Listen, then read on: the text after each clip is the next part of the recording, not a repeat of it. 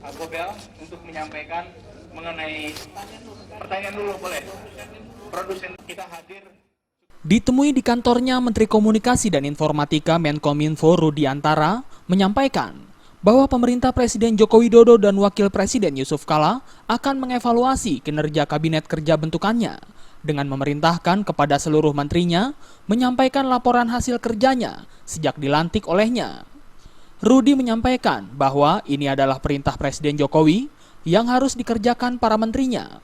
Rudi mengaku telah melaporkan hasil kerja yang dilakukan bersama jajaran Kementerian Menkominfo yang dilakukan dari bulan November 2014 lalu hingga sekarang.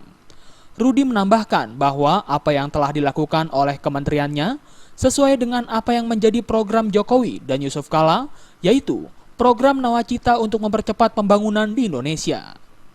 Bapak udah melaporkan kinerja Kementerian Menkominfo Presiden? Udah dong, semua nurut sama Presiden. Dilaporkan selama November tahun lalu sampai dengan April. Kemudian Mei sampai dengan Oktober.